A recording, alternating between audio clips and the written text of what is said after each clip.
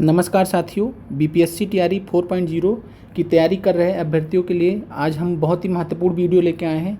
आपकी टीआरई 3 की जो परीक्षा हुई थी, री एग्ज़ाम हुआ था, जो कि 20 जुलाई 2024 को आयोजित हुई थी।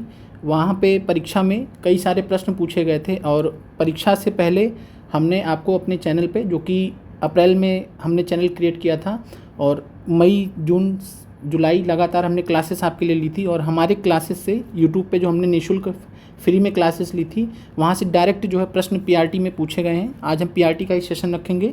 तो पीआरटी में कई सारे प्रश्न पूछे गए थे और उसका आज पार्ट 1 है। इसके अलावा अन्य पार्ट भी आएंगे जहाँ पे हम आपको डायरेक्ट जो है प्रत्यक्ष रूप से आपको हम प्रमाण सहित दिखाएंगे कि कैसे प्रश्न पूछे गए हैं। और इस बार जितने भी अभ्यर्थियों ने जो भी गलतियाँ की हैं, उन गलतियों से बचते हुए आप टीआरई 4 के लिए तैयारी करते रहिए। हमारा सहयोग आप सभी के साथ में आगे रहेगा। इधर हम थोड़ा सा पेपर बीपीएससी प्री के जो है कारण थोड़ा सा बिजी हैं। बाकी हम आपको जो है गाइड संपूर्ण तरीके से करते रहेंगे। चूँकि अभी टीआरई 4 में समय है, लेकिन यह कि हम पूरे तरीके से आपको आगे गाइड करते रहेंगे। एनसीईआरटी हमने क्लास फ्री में पढ़ाया था, निःशुल्क सब कुछ हमने निःशुल्क में पढ़ाया था। टेस्ट सीरीज से लेके क्वेश्चंस तक हमने निःशुल्क में पढ़ाया था।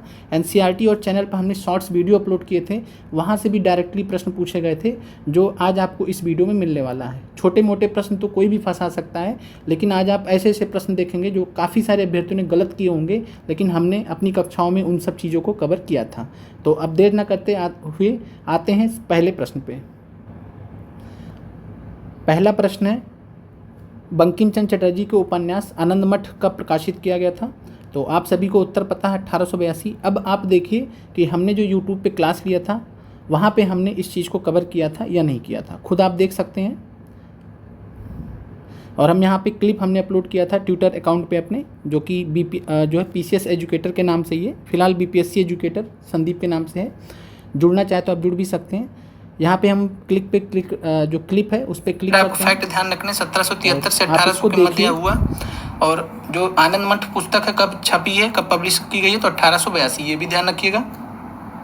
और दूसरा चीज, इसके जो है नेतृत्वकर्ता में से कौन थे, तो कई सारे लोग थे और उसी में से आपको फैक्ट ध्यान रखिए, तो 1882, ये भी ध्यान रखिएगा। और आप लोगों ने देखा कि ये हमने टॉपिक कवर किया था और ये हमने क्लिप बनाया है अपने वीडियो का, जो कि यहाँ पे आप सामने देख पा रहे हैं, जो कि 3 महीने पहले का टीआरई 3 से पहले का वीडियो है। बंकिम चंद्र चट्टोपाध्याय के आनंद मठ में किसका विद्रोह है, तो सन्यासी विद्रोह। लेकिन हम विद्रोह के बारे में बताते हुए हमने पूरा क्लियर कट आपको बताया कि 1882 में प्रकाशित किया गया। दूसरा चीज, इसके जो है नेतृत्वकर्ता में से कौन थे, तो कई सारे लोग थे, में से कौन थे, जो है नेतृत्व, ये भी ध्यान रखिएगा। ये भी ध्यान रखिए कब पब्लिश की गई है, तो 1882, कब पब्लिश की गई है, तो 1882, ये भी ध्यान रखिएगा। और यहाँ पे हमने साथ में बताया भी कि आपको ध्यान रखने वाले फैक्ट भी हैं। अब आगे बढ़ते हैं, अगले प्रश्न पे आते हैं। अब आपके सामने एक अगला प्रश्न है, महात्मा गांधी के राजनीतिक गुरु कौन थे? तो विकल्प के हिसाब से आपको आंसर अब पता लग चुका, गोपाल कृष्ण गोखले जी थे। अब आइए देखिए कि हमने क्या इस प्रश्न को प्रीवियस ईयर क्वेश्चन में कराया है, नहीं कराया है। एक क्लिप हमने यहाँ पे शेयर किया था ट्विटर पे। महात्मा गांधी जी के राजनीतिक गुरु कौन थे, तो महात्मा गांधी जी के राजनीतिक गुरु यहाँ पे जो है गोपाल कृष्ण गोखले थे। और गांधी जी ने जो है एक पुस्तक लिखी थी, गोखले मेरे राजनीतिक गुरु, इस नाम से एक पुस्तक लिखी थी, तो गोखले मेरे राजनीतिक। महात्मा गांधी जी के राजनीतिक गुरु कौन थे, तो महात्मा गांधी जी के राजनीतिक गुरु यहाँ पे जो है गोपाल कृष्ण गोखले थे। और तो आप लोगों ने देखा कि महात्मा गांधी जी के राजनीतिक गुरु, और ये जब प्रश्न पूछा गया तो वहाँ विकल्प नहीं दिया गया, तो इसलिए इस प्रश्न का उत्तर जो था ई था, यानी इनमें से कोई नहीं। बाकी हमने यहाँ पे एक्सप्लेन करके बताया कि महात्मा गांधी जी के राजनीतिक गुरु गोपाल कृष्ण गोखले थे। और महात्मा गांधी जी ने एक पुस्तक लिखी थी, गोखले मेरे राजनीतिक गुरु, तो उससे भी ये इस्टेब्लिश होता है। और ये देखिए 4 महीने पहले का ये वीडियो है। और बीपीएससी टीआरई 2.0 में हेड मास्टर का पेपर हुआ था, जीएस पार्ट सेकंड में, जो 40 प्रश्न पूछे जाते हैं, जैसे 6 से 12 में पूछे जाते हैं। उन 24 पीआईक्यूज में से एक पीआईक्यू ये था जहाँ से सीधे प्रश्न परीक्षा में फंसा। और हमने जब ये क्लासेस ली तो स्पेशली हमने पीआरटी के अभ्यर्थियों को यहाँ सलाह दी थी कि इन क्लासेस को ज़रूर करें। काफ़ी सारे अभ्यर्थियों ने किया भी था, बहुत अच्छे अंक भी लेके आ रहे हैं। जब रिज़ल्ट आएगा तो आप लोग भी देख सकते हैं, जो अभ्यर्थी बाद में जुड़े हैं। और आगे टीआरई 4 के लिए आप कैसे सफल हो सकते हैं, सब कम से कम पढ़कर, वो हम आपको आगे गाइड भी कर सकते हैं। तो आप चैनल से जुड़ना चाहें तो जुड़ सकते हैं। बाकी अन्य क्वेश्चंस पे आते हैं। फिर एक अगला प्रश्न है कि निम्नलिखित में से कौन 1953 में राज्य पुनर्गठन आयोग एसआरसी के सदस्य थे? के.एम. पनिक्कर, हृदयनाथ कुंजरू, फजल अली। आंसर है सभी को पता उपयुक्त में से एक से अधिक। अब आइए देखिए, क्या इस प्रश्न को हमने प्रीवियस ईयर क्वेश्चन में एक्सप्लेन करवाया था? अलावा इसमें जो है 2 मेंबर और थे, कौन कौन? तो के.एम. पनिक्कर और साथ में जो है एच.एन. कुंजरू। तो ध्यान रखिएगा 3 सदस्यीय जो है कमीशन था ये, सर फजल अली इसके अध्यक्ष थे।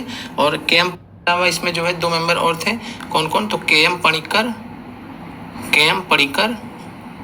और साथ में जो है एच.एन. कुंजरू। तो ध्यान रखिएगा 3 सदस्य। तो यहाँ पे आप लोगों ने देखा कि इस प्रश्न में हमने बाकायदा प्रश्न पूछा गया था कौन अध्यक्ष थे, सर फजल अली, लेकिन हमने साथ में ये बताया के.एम. पनिक्कर, एच.एन. कुंजरू। क्यों बताया? क्योंकि हमें इतना अंदाजा था कि प्रश्न अगर पूछा गया तो अगली बार ये पूछा जा सकता है। ये प्रश्न कहाँ पूछा गया था? तो यहाँ पे आप देख सकते हैं स्रोत 4 महीने पहले का वीडियो है। हमने बीपीएससी टीआरई 2.0 18 दिसंबर को पेपर हुआ था। आपको याद होगा कि कई सेंटर्स पे 18 तारीख को दोबारा से पेपर हुआ था। जिन अभ्यर्थियों ने दिया था टीआरई 2 में उनको मालूम है। जीएस पार्ट सेकंड में 30 प्रश्न पूछे गए थे, उन्हीं में से एक प्रश्न था। देखिए यहाँ पे लिखा भी है वॉचफुल वीडियो। कोई ऐसा नहीं कि हम आपको कोई नया वीडियो बना के आपको दिखा रहे हैं। ये 4 महीने पहले का वीडियो है। बाकी जिन अभ्यर्थियों ने क्लासेस ली थी वो इस बात के गवाह हैं। कुछ अभ्यर्थी होंगे जो मैसेज कमेंट भी करेंगे, जो अगर वीडियो वो लोग देखते हैं हाल फिलहाल में, चूँकि पेपर से सभी लोग थके हुए हैं मानसिक रूप से रिजल्ट के वेट करने के उसमें। बट ये है कि आप लोग हमसे जुड़कर एक बेस्ट गाइडेंस आप प्राप्त कर सकते हैं, कम से कम समय में तैयारी कर सकते हैं। और ये चीज़ें हमने मात्र 30 दिन के अंदर, 30 से 40 दिन के अंदर सब कुछ कवर किया था। देन हमने आपको एक अलग से एकलव्य सीरीज भी पढ़ाया था, जहाँ से काफ़ी सारी चीज़ें आई थी। ढूंढने में समय मिलता है, एक एक प्रश्न को खोजने में बहुत समय लगता है, क्लिप बनाने में बहुत समय लगता है, तो इसलिए आपके पास आने में हमें समय लगा। लेकिन खैर कोई बात नहीं, टीआरई 4 में भी बहुत समय है। खैर अब आगे बढ़ते हैं अन्य प्रश्नों पर। और एक चीज़ और जो मैं आपको बताना चाहूँगा कि हमने अपने चैनल के साथ में आपको टेलीग्राम लिंक से भी अटैच कर रखा है। और उस टेलीग्राम लिंक में हम आपको सारे पीडीएफ हमने दिए हैं। जितने भी आप यहाँ पे वीडियोस देख पा रहे हैं, सब हमने सारे के सारे पीडीएफ, जितने भी हमने क्लासेस लिए आज तक, सब की पीडीएफ हमने फ्री में सभी अभ्यर्थियों को अवेलेबल कराया, जो कि यूट्यूब पर कोई भी नहीं कराता। सबको एक डर रहता है कि हमारा जो पीडीएफ है इधर उधर सर्कुलेट होगा। जाहिर सी बात है, हमारा पीडीएफ काफ़ी सारे ऐसे अभ्यर्थियों ने भी पढ़ा है जिन्होंने कभी क्लासेस नहीं ली। लेकिन कोई बात नहीं, किसी के भी काम आ जाए, कैसे भी काम आ जाए, पर्याप्त है। बट यह कि आप लोगों का सहयोग बहुत आवश्यक है। अगर आप लोग ज़्यादा से ज़्यादा संख्या में हमसे जुड़ेंगे, अपने साथियों को जोड़ेंगे आगे चलकर जितना भी जल्दी हो सके, तो आप जो है आप ही के लिए हम काम आने वाले हैं। जैसे हम टीआरई 3 के अभ्यर्थियों के लिए काम आए, वैसे हम आगे चलकर आपके लिए काम आने वाले हैं।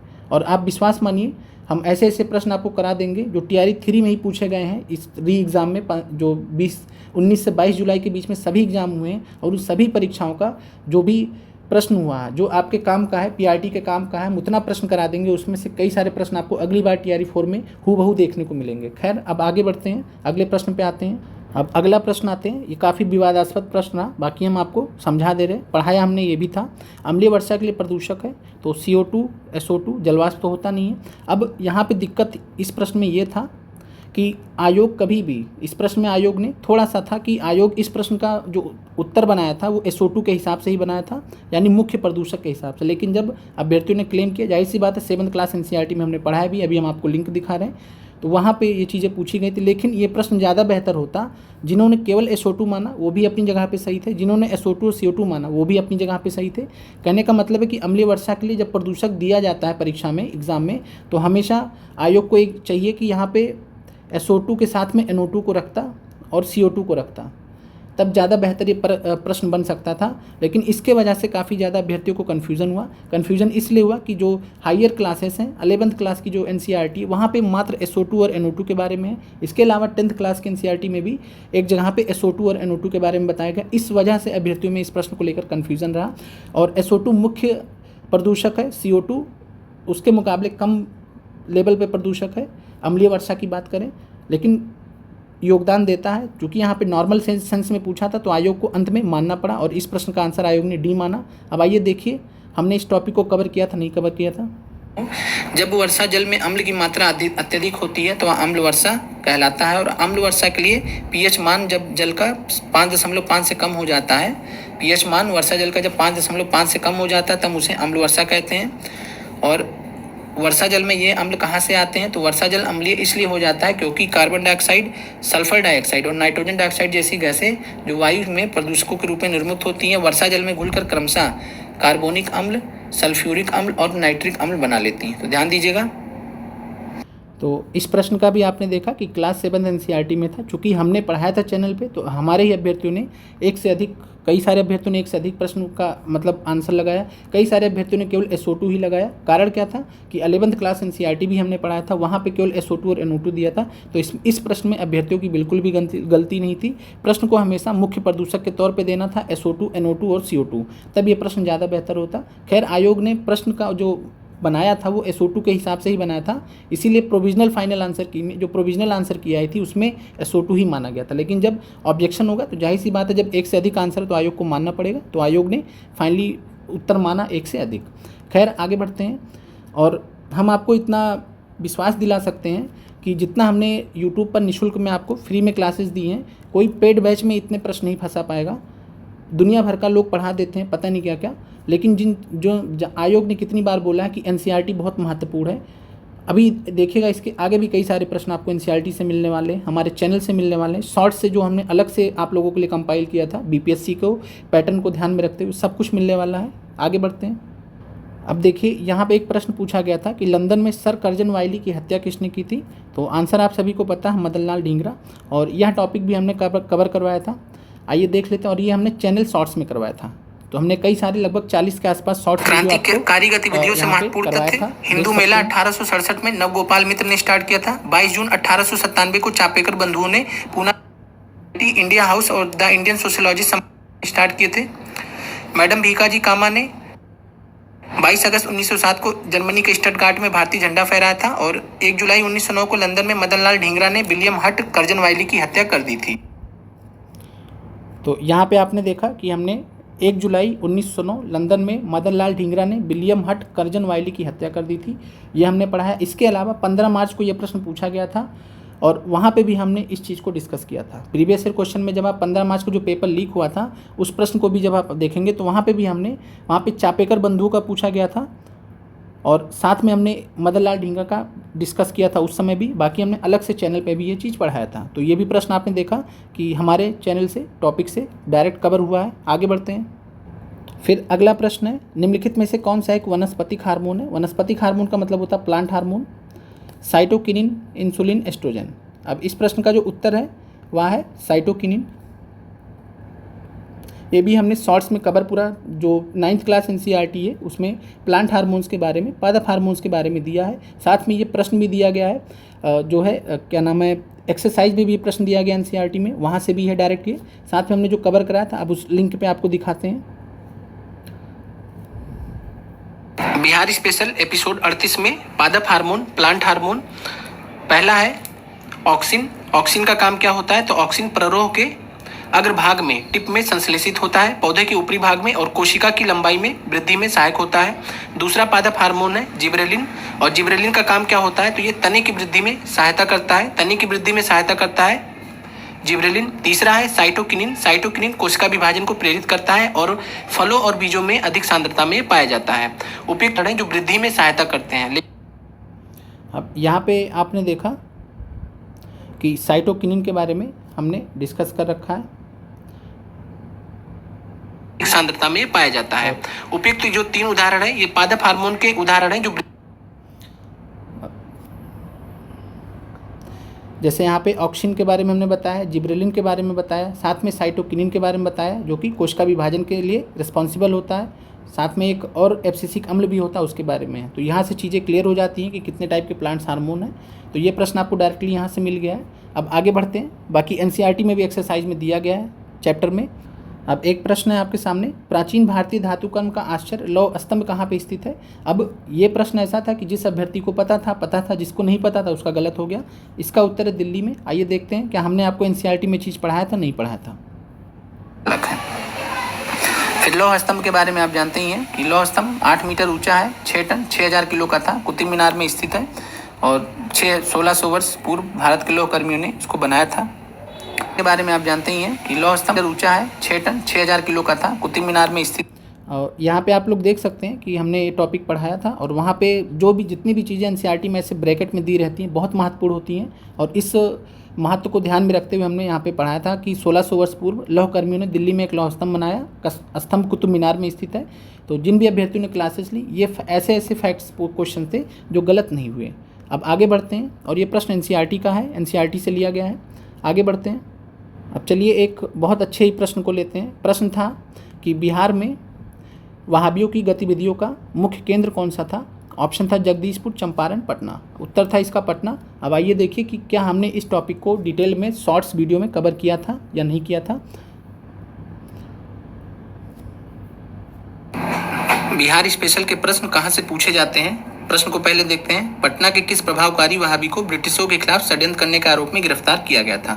और यह प्रश्न टीआरई 2 में दिसंबर 2023 में पूछा गया था। और यहाँ पे आपके सामने स्रोत है, ब्रिटिश सरकार के द्वारा वहाबी नेताओं के खिलाफ जो एक्शन लिया गया था उस समय 1857 की क्रांति की बात है। ब्रिटिश कमिश्नर थे पटना के विलियम टेलर।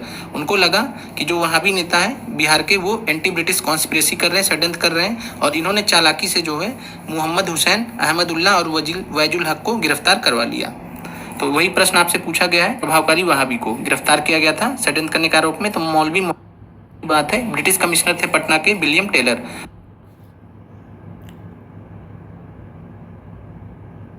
और यहाँ पे आप लोग देख सकते हैं, चूँकि शॉर्ट्स वीडियो है तो इसलिए आपको थोड़ा सा मतलब आप जिस डायरेक्शन में देख रहे होंगे थोड़ा उल्टा डायरेक्शन में दिख रहा होगा, लेकिन आप यहाँ पे देख सकते हैं कि जो है पटना, आरा, गया, जो है छपरा, मुजफ्फरपुर और मैं जो है मोतिहारी में दिक्कतें हुई थी और पटना इसका सेंटर था। तो विकल्प में भी आप देखेंगे तो विकल्प के हिसाब से भी आप पटना आंसर लगा सकते थे, और हमने इन सब चीज़ों को कवर किया था। और कारण था कि ये टीआरई 2 में ऑलरेडी प्रश्न पूछा गया था और इन तीनों वहाबियों के लिए पूछा गया था जिनको पटना में डिटेन किया गया था, और इस वजह से पटना में शादी वाली बात करो, माफ़ कीजिएगा, बिहार स्पेशल के माफ़ कीजिएगा, आप लोग भी समझते हैं कि आजकल के डेट में पढ़ाई लिखाई से ज़्यादा रील उल बनाने वाले लोग पैसे कमा रहे हैं। खैर कोई बात नहीं, आगे बढ़ते हैं। अब अगले प्रश्न पे आते हैं। ये प्रश्न आपने देख लिया। फिर एक प्रश्न आपसे पूछा गया था, लाइकेन्स में शैवाल एवं कवक का रिश्ता पारिस्थितिकी में क्या कहलाता है?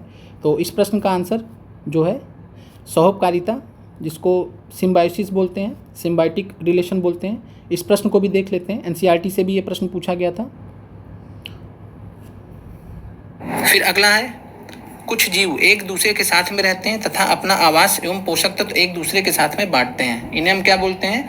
सहजीवी संबंध। तो सहजीवी संबंध भी आपसे परीक्षा में कई बार पूछा गया है, और इंग्लिश में हम क्या बोलते हैं इसको? सिम्बायोसिस, सिम्बायोसिस या सिम्बायोटिक रिलेशनशिप बोलते हैं। तो सिम्बायोसिस या सिम्बायोटिक रिलेशनशिप, इसमें दोनों लोग एक दूसरे की मदद करेंगे। जो कुछ जीव होते हैं एक दूसरे के साथ में रहेंगे, आवास एवं पोषक तत्व एक दूसरे के साथ में बांटते हैं, शेयर करते हैं, म्यूचुअली रहते हैं, सहजीवी संबंध कहते हैं। उदाहरण क्या है जो सबसे ज़्यादा पूछा गया है? कुछ कवक वृक्षों की जड़ में रहते हैं, वृक्ष कवक को पोषण प्रदान करते हैं, बदले में उन्हें जल एवं पोषकों के अवशोषण में सहायता मिलती है। तो ये आपका हो गया। तो कवक और वृक्ष का जो रिलेशनशिप है वो सहजीवी रिलेशनशिप हो गया कि कुछ कवक वृक्षों की जड़ों में रहते हैं, वृक्ष कवक को पोषण प्रदान करते हैं, बदले में उन्हें जल एवं पोषकों के अवशोषण में सहायता मिलती है। फिर लाइकेन का आपसे सबसे ज़्यादा उदाहरण पूछा जाता है कि लाइकेन कहे जाने वाले जीवों में 2 भागीदार होते हैं। तो जिनको हम लाइकेन कहते हैं उनमें 2 पार्ट। फिर अगला है, तो आपने यहाँ पे देखा कि हमने इस टॉपिक में लाइकेंस को कवर किया, सहजीवी संबंध को कवर किया। और सहजीवी संबंध आप इंग्लिश में देखेंगे तो सिम्बायोसिस लिखा हुआ था, और हिंदी में थोड़ा सा नाम चेंज कर दिया था, बाकी सब कुछ सेम था। खैर अब अगले प्रश्न पे बढ़ते हैं, जो हमारे अब जो पढ़ाए हुए यूट्यूब पर क्लासेस से आया था, और हमने सारे क्लासेस फ्री में ली थी, निःशुल्क में लिया था, 1 रुपया भी किसी से चार्ज नहीं किया था, सभी लोगों को बराबर रेगुलर सपोर्ट दिया था। अंत में जब अभ्यर्थी डर रहे थे, घबरा रहे थे, परेशान हो रहे थे, मैसेज कर रहे थे हमारे पास, तब भी हम उनके लिए मौजूद थे। और आप लोग जितने भी अभ्यर्थी हैं, अगर आप एक अच्छी खासी संख्या में हमसे जुड़ते हैं तो हम आपके लिए वादा करते हैं कि इस बार हमने जितना किया टीआरई 3 के लिए, इसका 10 गुना हम आपके लिए टीआरई 4 से पहले एग्ज़ाम के लिए आपके लिए हम कर चुके होंगे। आगे बढ़ते हैं अगले प्रश्न पर, और ज़्यादा से ज़्यादा आप जुड़िए, चैनल को शेयर कीजिए, अपने जो साथी हैं जो परीक्षाओं की तैयारी कर रहे हैं उनको भी जोड़िए, और आपके सहयोग से चैनल बहुत आगे जाएगा और आपके लिए बहुत काम आएगा। और एक और बात, जो हमारे चैनल पे अभ्यर्थी जुड़े हुए थे वो सेल्फ स्टडी बहुत करते थे, खुद से पढ़ाई करते थे, हम उनको क्वेश्चन सॉल्व करा देते थे सबसे कम समय में। आप विश्वास नहीं करेंगे, क्लास 7th का एनसीईआरटी, क्लास 6 का एनसीईआरटी, क्लास 8 का एनसीईआरटी 1 से 1.5 घंटे में, मैक्सिमम 2 घंटे में हम पूरा एनसीईआरटी पढ़ा देते थे, और इससे आपका समय ही बचता था। अब आगे बढ़ते हैं और अन्य प्रश्नों को देखते हैं। अब एक प्रश्न यहाँ पे पूछा गया था, सूखी बर्फ़ क्या है? तो ठोस कार्बन डाइऑक्साइड। ये भी देख लेते हैं, हमने क्लास लिया था वहाँ से डायरेक्ट ये पूछा गया था। बाकी इसके अलावा प्रीवियस ईयर क्वेश्चन भी हमने कराया था, तो वहाँ पे भी ये प्रश्न पूछा गया था। आते हैं इस पे। सॉलिड CO2 के बारे में बताया गया कि इसे उच्च दाब पर संग्रहित किया जाता है। जब वायुमंडलीय दाब का माप 1 एटमॉस्फेयर हो, तो ध्यान रखिएगा, जब वायुमंडलीय दाब का माप 1 एटमॉस्फेयर हो, 1 ATM हो, तो ठोस CO2 द्रव अवस्था में आए बिना सीधे गैस में परिवर्तित हो जाता है। तो कंडीशन भी आपको ध्यान रखनी, कब होता है ऐसा? वायुमंडलीय दाब का माप 1 एटमॉस्फेयर हो, 1 ATM प्रेशर हो, तो ठोस CO2 जो होता है, सॉलिड CO2 होता है, द्रव अवस्था में आए बिना सीधे गैस में परिवर्तित हो जाता है। और यही कारण है ठोस कार्बन डाइऑक्साइड शुष्क बर्फ कहते हैं। तो ठोस कार्बन डाइऑक्साइड को हम शुष्क बर्फ भी कहते हैं, ड्राई आइस भी कहते हैं। और किसका उदाहरण है? ऊर्ध्वपातन का, सब्लिमेशन का। आगे बढ़ते। तो यहाँ पे आपने देखा कि हमने ठोस कार्बन डाइऑक्साइड, ड्राई आइस के बारे में यहाँ पे एक्सप्लेन किया। क्लास 9th NCERT साइंस को हमने पढ़ाया था आप सभी लोगों के लिए। अब आगे बढ़ते हैं। एक प्रश्न आपसे पूछा गया था, सोनार तकनीक का प्रयोग। तो ये क्लास 9th NCERT से पूछा गया था, और जो नई NCERT आई थी जो कि ऑनलाइन अवेलेबल है PDF के फॉर्म में, उसमें चूँकि सिलेबस कट कर दिया गया है, तो सोनार तकनीक के बारे में वहाँ से टॉपिक हटा लिया था। लेकिन इसके बावजूद भी हमने सोनार टेक्निक के बारे में बताया था, और वहाँ पे उस समय क्लास में हमने ये भी बताया था कि पुरानी वाली NCERT में है, नए वाले में नहीं है। लेकिन आप लोग को नुकसान ना हो तो हमने इन चीज़ों को एक्सप्लेन कर दिया था। एक से अधिक इसका आंसर था। आइए देखते हैं क्या जो नया सिलेबस दिया, तो हम आपको यहाँ बता दे रहे हैं सोनार के बारे में। सोनार क्या होता है? Sound navigation and ranging. Full form होता है साउंड नेविगेशन एंड रेंजिंग, ये आपको ध्यान रखना है। और सोनार ऐसा डिवाइस होता है, और आप यहाँ पे देख सकते हैं कि 2 महीने पहले का वीडियो है, क्लास 9th विज्ञान NCERT marathon PRT 6 to 8 TGT, जो एक तरीके से क्योंकि 6 से 8 में लगभग मतलब एक पूरे तरीके से 9th-10th बेसिस ही पूछा जाता है। कभी समय रहा तो हम 6 to 8 के लिए भी लेके आएंगे, जो साइंस में प्रश्न हमारे पढ़ाए हुए से डायरेक्टली आए थे। अब आगे बढ़ते हैं, तो इसको देख लेते हैं पहले। सोनार ऐसा यंत्र होता है जो अल्ट्रासोनिक वेव्स का प्रयोग करता है। तो अल्ट्रासोनिक, तो ध्यान रखिएगा, पराश्रव्य तरंगों का प्रयोग करता है। पराश्रव्य, अल्ट्रासोनिक वेव्स का पराश्रव्य तरंगों का प्रयोग करता है।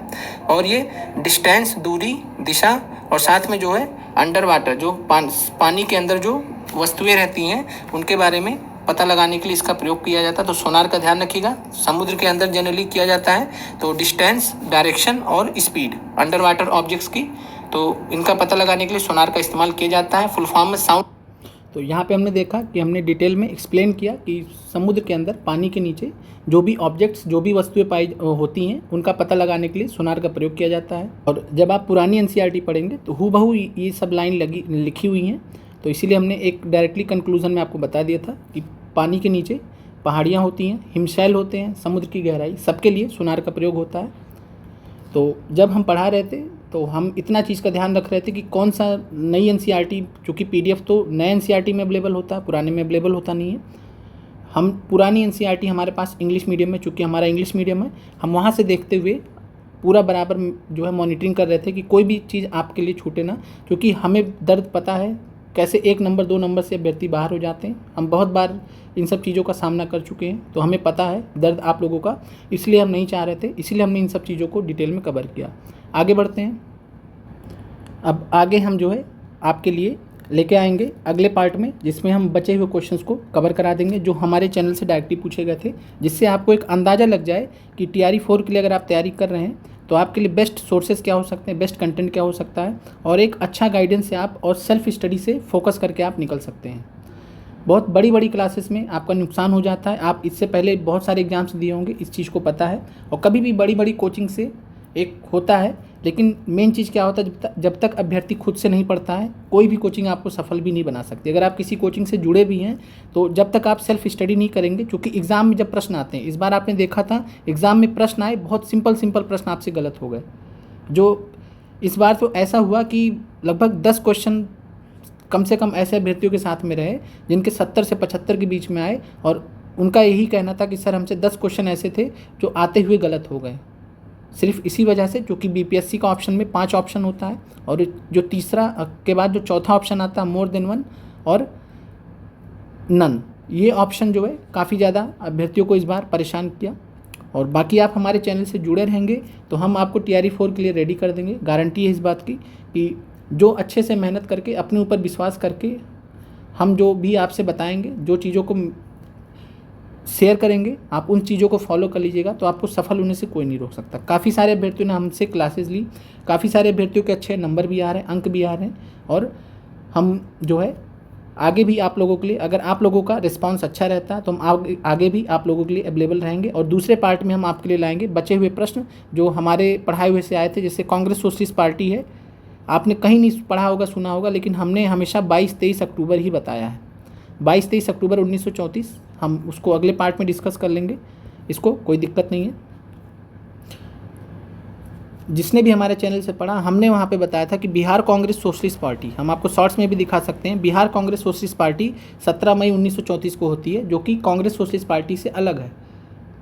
और कांग्रेस सोशलिस्ट पार्टी को बिहार में बिहार कांग्रेस सोशलिस्ट पार्टी बोला जाता था, और कांग्रेस सोशलिस्ट पार्टी को पूरे भारत के संदर्भ में, जो कि 22 अक्टूबर 1934 को बनी थी, उसको बोला जाता था Congress socialist party, all India Congress socialist party. और आपसे जब प्रश्न पूछा गया कांग्रेस सोशलिस्ट पार्टी, तो आयोग ने उस प्रश्न का आंसर 22 से 23 अक्टूबर 1934 माना। तो जिन अभ्यर्थियों ने हमसे क्लासेस ली थी और गलती नहीं किया, ध्यान से जो है क्लासेस ली थी, उन्होंने आंसर ई लगाया। और हालांकि ऐसे प्रश्नों में आंसर ई लगाना इतना आसान होता नहीं है, और ज़्यादातर अभ्यर्थियों ने 17 मई लगाया था, जिनका गलत हो गया। और कारण यही था कि बिहार के स्तर पर जो कांग्रेस सोशलिस्ट पार्टी बनी थी, उसका नाम पूरा बिहार कांग्रेस सोशलिस्ट पार्टी था, जो 17 मई 1934 को बनी थी। आगे बढ़ते हैं। और हालांकि कई सारी पुस्तकों में आपको 17 मई 1934 में कांग्रेस सोशलिस्ट पार्टी लिखा हुआ है, लेकिन वो बिहार के संदर्भ में लिखा हुआ है।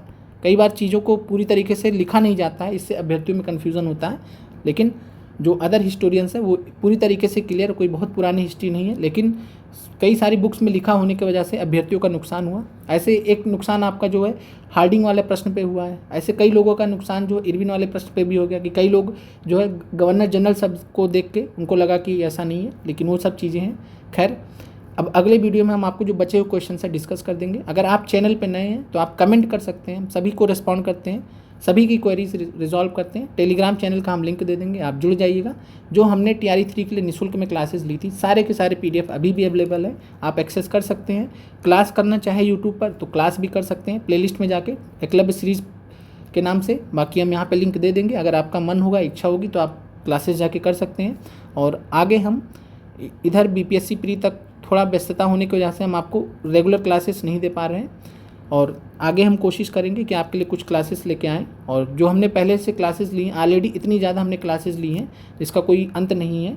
बाकी आप लोग अपना पढ़ाई करते रहिए, और कोई भी ज़रूरत हो तो हम आपके लिए अवेलेबल हैं। आप मैसेज कर सकते हैं, टेलीग्राम में मैसेज कर सकते हैं, कहीं भी कर सकते हैं, हम आपको रिस्पॉन्ड ज़रूर करेंगे।